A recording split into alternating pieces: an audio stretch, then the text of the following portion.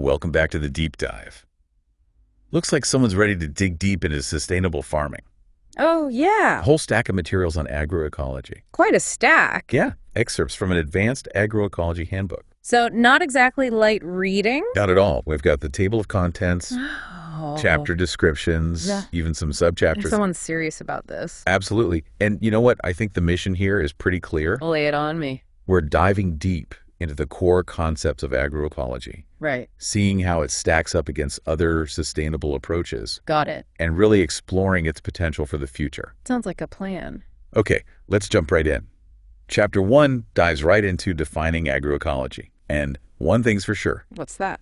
it's way more than just organic farming. Yeah, you can't just slap an organic label on something and call it agroecology. Right, it's about applying ecological principles Exact. to create agricultural systems that are truly sustainable. Working with nature, not against it. Exactly, and they had this great example, the Three Sisters method in Latin America. Oh, yeah.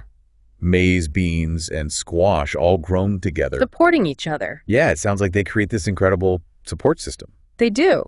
It's a perfect example of how agroecology mimics natural ecosystems. Oh, interesting. Finding that balance, between human needs and environmental health. Yeah, so in the Three Sisters method, the maize, It provides a stalk for the beans to climb. right? Then the beans, they fix nitrogen in the soil, which benefits all three plants. Interesting. And then you have the squash spreading out, acting as mulch to suppress weeds and retain moisture. So it's like this amazing symbiotic relationship. A total win-win. And that's a core principle of agroecology mimicking nature. It really makes you think about the potential. Similar approaches in other regions. Exactly. So we've got sustainability and balance, Key concepts.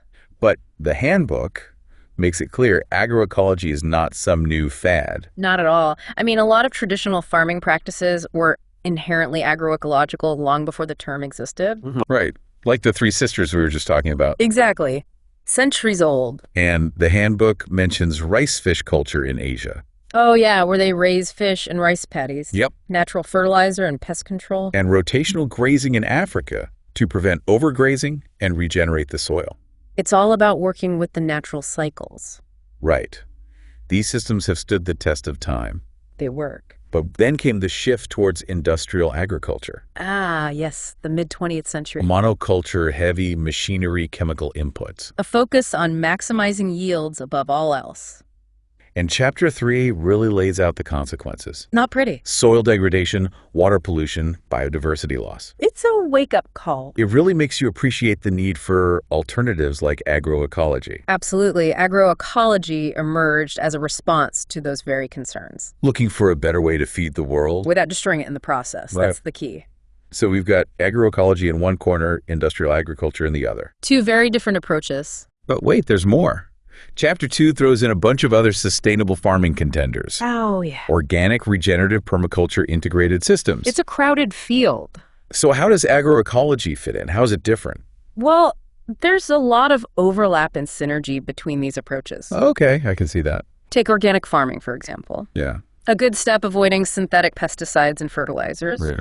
But agroecology takes a broader systems-based approach. So organic practices could be part of a larger agroecological system. Exactly, but they're not the whole picture. What about regenerative agriculture? All about soil health, rebuilding organic matter, improving water infiltration, sequestering carbon. Okay, but agroecology, Goes beyond the Sawyer socio-ecological landscape. It recognizes that a truly sustainable food system. It has to be socially just and economically viable. Exactly, not just environmentally sound. That makes me think of permaculture. Mimicking natural patterns, creating self-sufficient systems like food forests. Permaculture has a strong design element to it. Right. Carefully observing natural ecosystems and applying those principles to design human systems that are as self-sustaining as possible. So it shares that emphasis on working with nature, Definitely. but maybe with a more design-focused approach. I'd say so. And then there are integrated systems. Like what? I've seen farms raising livestock in their orchards. To control weeds and fertilize the soil. Exactly. That's a great example of an integrated system. Right. Combining different elements, crops, livestock, forestry for a more diverse and efficient system. So agroecology provides the framework to make those integrated systems truly sustainable. Right on. Ensuring that all the pieces work together, benefiting both the farmer and the environment. All connected. And the handbook has this study where they integrated livestock into a fruit orchard. Okay. Increased biodiversity, reduced pest outbreaks compared to a conventional orchard. And the livestock benefit too. Right. Shade and a more diverse diet. So it's not just swapping out a few inputs. Nope. It's a whole mindset shift. From maximizing yields to building a truly sustainable and resilient system. Okay, but how do you actually make that shift? How do you transition from industrial farming to a more agroecological model? That's the million-dollar question. And Chapter 3 has some answers. A roadmap. They guide farmers through the process. Oh, wow. Assessing their current practices, setting goals, implementing changes over time. So it's not about flipping a switch overnight. It's a journey. The process. They even lay out the steps. Assessing your current practices, setting goals, and then implementing changes in phases. This section on transitioning to agroecology might be particularly relevant to what you're working on right now, and I think we should dive a bit deeper into that. Let's do it. It really is a journey, you know. And not always an easy one, I imagine. There are definitely challenges along the way. Like what? Well, Chapter 3 goes into some of the economic, social, even cultural challenges. Cultural? Yeah, convincing a farmer who's been doing things one way for generations to try something new. Right. That's tough. Definitely. And then there are the financial hurdles. Like upfront investments. Exactly. New equipment, seeds, training. And there's always that risk. That yields might drop in the short term. As the system adjusts. Yeah, it's a leap of faith for some farmers. It's interesting you say that because I just started a garden and... How's it going? Well, let's just say I'm not winning any prizes for my yield. There's a learning curve for sure. But the handbook emphasizes that these challenges are surmountable, right? Absolutely. They highlight success stories from farms that have made the transition. And are seeing the benefits. Exactly. For example, they describe a case study in Kenya. Okay. Where farmers adopted agroecological practices like intercropping and agroforestry. Intercropping, I've heard of that. Growing different crops together. To maximize space. And create those beneficial interactions we were talking about. Interesting. And what about agroforestry? Integrating trees into the farm system. For shade or windbreaks. Exactly. Or even for fruit or timber production. So what happened in Kenya? Well, not only did their yields increase over time. That's encouraging. They also saw improvements in soil fertility and water retention. Making them more resilient to drought. Exactly. It's about building a system that can weather the storms, so to speak. Okay, so let's say a farmer's ready to make the leap. Where do they start? The handbook suggests a thorough assessment of their current practices. What's working, what's not. Right. Identifying the areas that need the most attention. Like a farming checkup. I like that analogy. Find the weak spots. Exactly. And once you understand your starting point, you can set goals and develop a plan. So what kind of goals? Well, it depends on the farm and the farmer's priorities. Reducing chemical inputs. Could be. Improving soil health. Definitely. Increasing biodiversity. All of those are common goals. Okay, so the goals will shape the transition strategy. Precisely. And they have a handy checklist in the handbook. To guide farmers through the assessment. It's a helpful tool. It all sounds very methodical. Well, farming is about working with the elements. And those elements can be unpredictable. Absolutely. But that's part of the beauty of agroecology. How so? It's not about rigid rules. Right. It's about building a system that's adaptable and resilient. Able to roll with the punches. Exactly. That's where adaptive management comes in. Adaptive management. The handbook explains it as a process of continuous monitoring, evaluation, and adjustment. So you're constantly observing, learning, tweaking your approach based on what you're seeing on the ground. You got it. Embracing flexibility. Because there's no one-size-fits-all solution. Exactly. Every farm is unique. Okay, so we've covered the what and the how of transitioning to agroecology. The nuts and bolts. But there's another piece of the puzzle that keeps popping up. What's that? Community. Ah, yes. Chapter 6 is all about that. The role of community and policy. In making agroecology work. So it's not just about individual farmers. It takes a village. Farmers need a network. Absolutely. The handbook talks about participatory approaches and farmer-to-farmer learning. Sharing knowledge and experiences. Invaluable. They describe an example from India where farmers formed self-help groups. Oh, wow. To share knowledge, experiment together, and support each other in the transition. That's a great idea. Learning from each other's successes and failures. It can really accelerate the adoption of agroecology. But the handbook also mentions the role of policy. Huge factor. Policies can either hinder or support the transition. In what ways? Well, subsidies that favor industrial agriculture. Make it hard for agroecological farmers to compete. Exactly. The handbook argues for policies that create a level playing field. Encouraging sustainable practices. Providing financial incentives. Protecting small-scale farmers. It's about creating a supportive environment. Makes sense, but what about fair trade?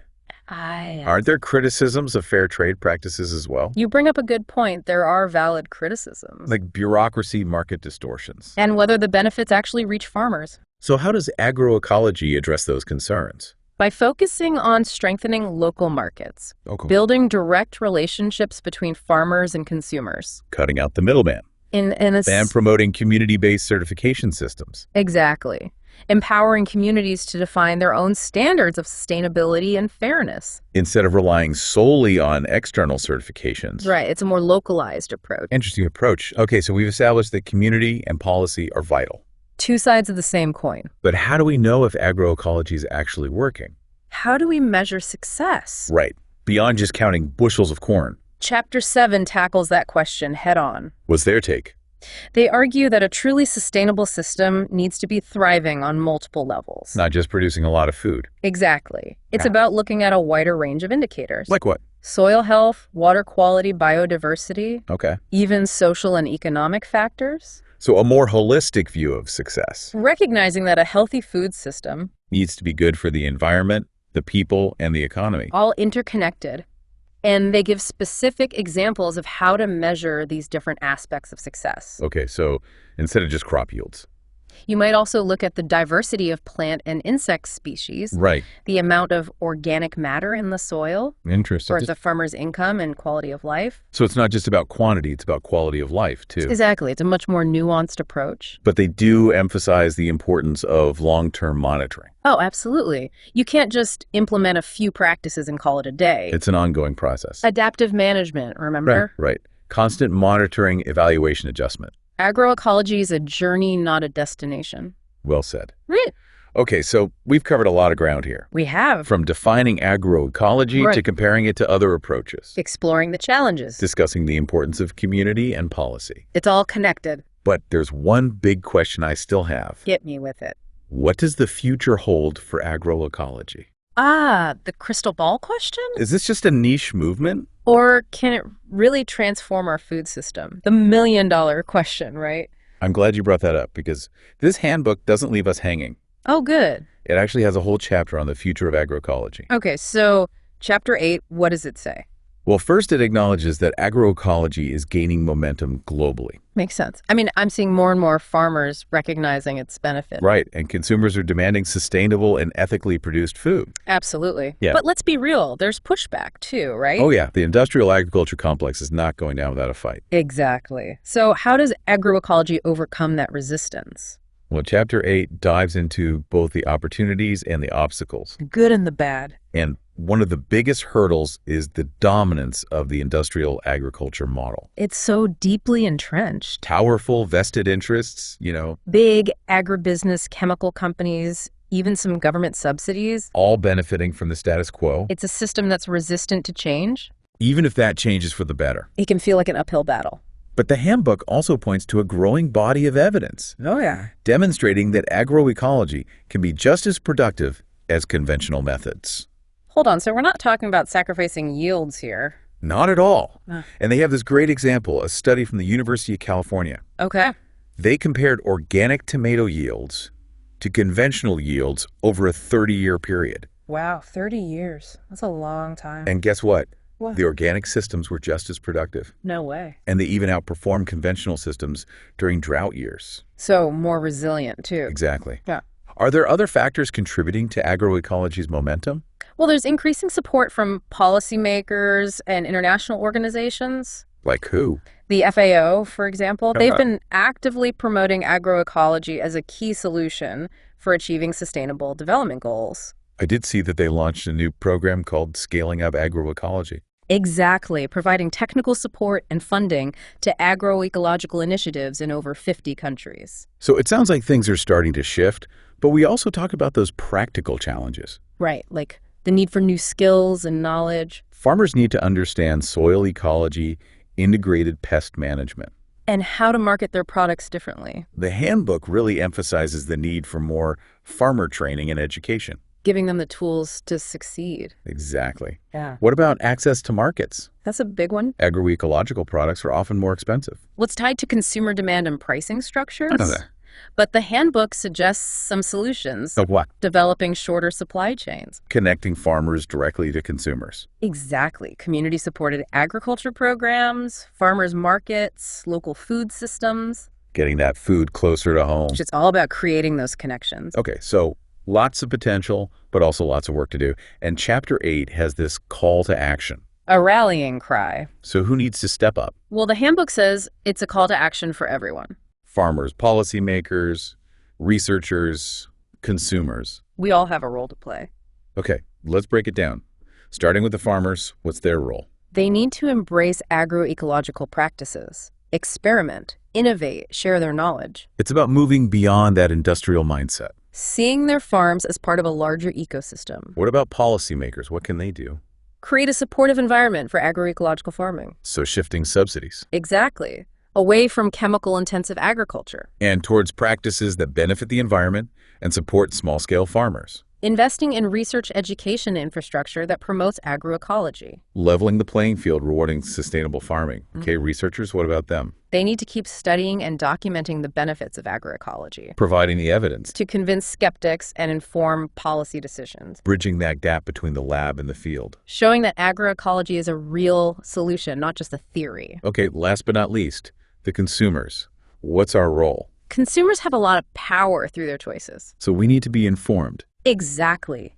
About where our food comes from and the impact of our choices. So buying directly from farmers, choosing sustainable products, advocating for better policies, Putting our money where our mouths are. supporting the kind of food system we want to see.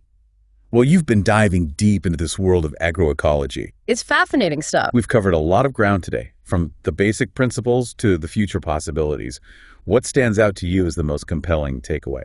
I think the biggest takeaway is that agroecology offers a real alternative to industrial agriculture, a path towards a food system that's not just productive, but also sustainable and equitable and resilient. It's a powerful reminder that our food choices matter, They really do. and that we all have a role to play in shaping a better future for our planet and our communities. So as you continue to explore agroecology, think about how these principles might apply to your own life. Could you support local farmers, start a garden, advocate for change in your community? Every action, no matter how small, can contribute to a more sustainable and just food system. We've reached the end of our deep dive for today, but remember, the learning never stops. Keep those brains buzzing, and we'll catch you next time for another deep dive into a topic that you choose.